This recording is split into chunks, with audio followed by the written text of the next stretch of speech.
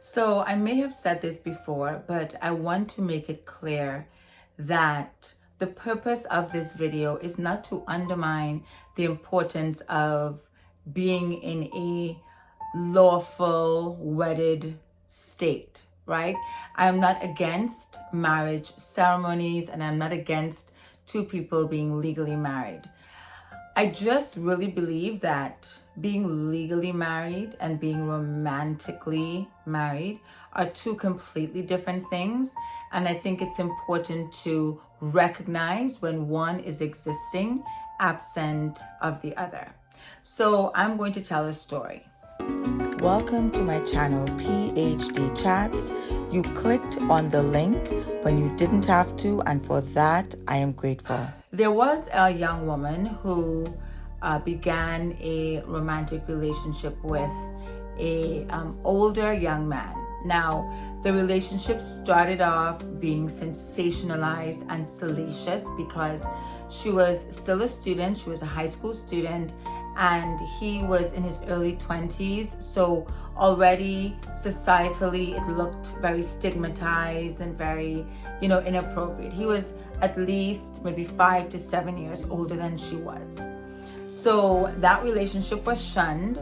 And when she did graduate high school, they did remain as a couple. And eventually they moved in together and they had children and a family. Now, I knew them, and I knew this man to be a very polite, very soft-spoken person. He was a farmer by skill or by trade, and he would sell at the market. He would take his vegetables.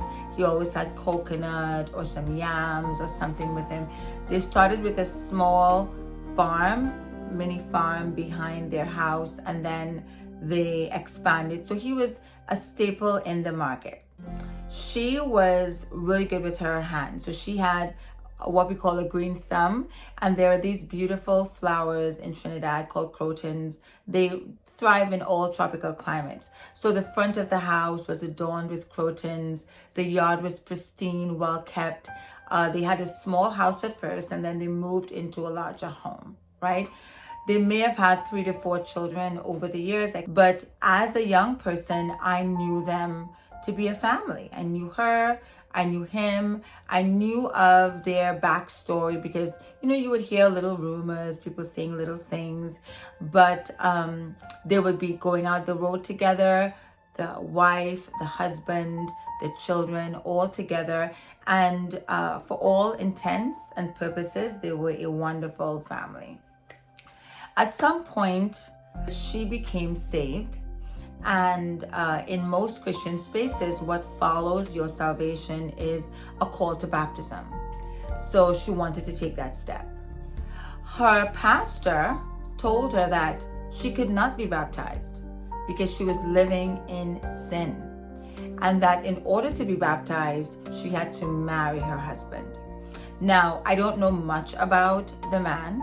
I'm referring to him as her husband because I'm giving credence to what was really the substance of their relationship. I'm describing their dynamic using those terms, but they were not legally married. She takes this to her husband. I can use the social term common law husband.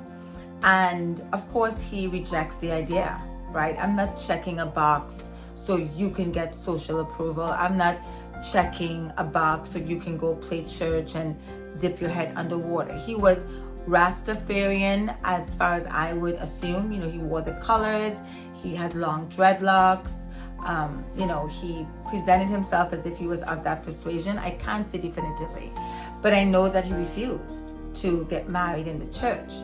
So she was between a rock and a hard place, loving her husband, loving her family, and wanting to align herself with the expectations of her newfound faith.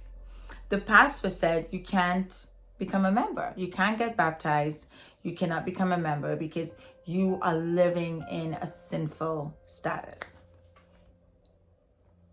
And because of her fervor at that time, she left her husband. She could not take her kids because she did not have a house to put them in.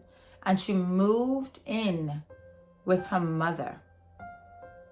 so that she could get baptized and that she could join the church. And now, if you just think of that for a moment, you already know that that is bacchanal. God is not the author of confusion. He is not. Nothing about that speaks to me in my spirit as being of God. That sounds very religious. It sounds very legalistic. I believe it was a legal sort of religious expectation that was presented as a spiritual mandate. I could never believe now, and if you disagree with me, tell me in the comments, but I do not believe now that God was part of that decision, and that is what God would want, for her to break her family unit apart, leave her husband, who I'm certain would have been instantly confused, like, what are you doing? Leave her children to go live with her mother so she can fit a societal standard. Now, that happened when I was younger, and I was already aligned with Christianity at that time. So I thought it was a strong expectation, but I didn't disagree with it then.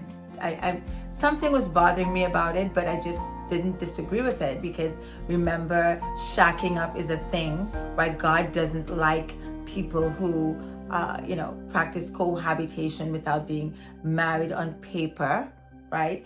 And so I thought that was what needed to be done, and it's unfortunate that she wasn't able to persuade her husband to be of that same mind, and maybe over time he will come along, right? But the story just lived in my head for a little bit, and I kept thinking about it, and then at some point it just dawned on me. I was just sitting, I was just thinking, me and my thoughts, and something just came to my mind and said, that is so wrong. That is wrong. That is not the way God sees us, right? And I think it's important for us to remember that in the Bible, it's clearly stated that God's perception of our existence is spiritual. Our perception of our experience is natural and tangible and finite, but not God's. And there's a clear distinction between how God sees things and how man sees things. And so when we limit God's blessings or God's approval, or we limit the authenticity of certain relationship dynamics to a piece of paper or legality, then we are diminishing the omniscience of God. We're diminishing the actual meaning behind things. When you legislate morality and say it's only okay if it's this. I now firmly disagree with the advice that she was given. I disagree with telling a woman to abandon her family in order to align herself with a spiritual principle, and in the wake of that decision, it's pure chaos and confusion. That doesn't make any sense. When God is going to see the integrity and the honesty and the kindness and the commitment and the character and the love and the support, which is all aligned with what a marriage is, that is what I believe God would see, and not the plastic pen filled with blue ink that's making shapes on a dotted line. Now God sees it as approved. It is a very legalistic way to see marriage. And a lot of people make the decision to be married because they need societal approval. They need people to see them as an official couple. They need that stamp of approval. And I am the first to say that absolutely part of my yes, I do was based on the idea that I wanted the relationship that Roderick and I had to be seen as official and to be respected. And I needed that ceremony, and I needed that approval and that, action. I needed that thing in order to approve it, when that isn't what the approval of it was. The approval of your marriage dynamic is that you fulfill the promises that you said you would when you decided to be in a committed relationship with that person. And I know that raises a lot of questions about how do we validate the commitment that people make. If we remove the mandate of a legal marriage, then there will be anarchy, because everybody will meet someone and say, oh, we're married, let's move in together. And I think it's important to remember that any system, anything that man creates, any system, item, thing, machine, anything that we create with a clear purpose, someone is going to come with a counterfeit. You cannot diminish the importance of something. You cannot destroy a system simply because you think if we do it this way, people who are insincere in their decision to make a lifelong relationship or to have a lifelong relationship are going to make a mockery of this. Everyone is going to be moving in together, making up, breaking up, having children, leaving children, and we will destroy the fabric of our society because we are removing this requirement, or we are removing the importance that we place on this system in order to make relationships be solid. Now, I understand that contracts breathe a certain obligation into systems, right? If I sign a contract, I am 10 times more likely to remain in that situation or remain obligated to that thing. That's why if I were to borrow $50 from someone, they'll say, here, $50. But if I ask someone, listen, I need a $50,000 loan, they're not going to say, oh, sure, let me just wire that to you.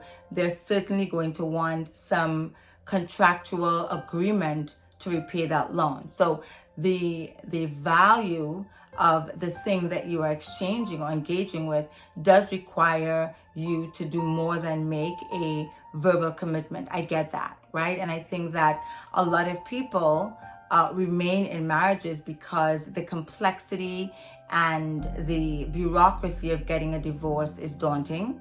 So people stay into the marriage dynamic because getting out is too much work. They just leave it. And then sometimes problems that precipitated the decision to leave kind of dwindle away. And since they're still in that dynamic and they still see that person as a valued part of their life, there is a possibility that reconciliation can happen. So I agree that being in a contractual legal arrangement can be beneficial, right? I'm not going to ignore that. But what I am going to say that I no longer believe that two people who are in a healthy relationship dynamic and are not married are any different than two people who are in a legally binding marriage relationship that is missing the core expectations of marriage.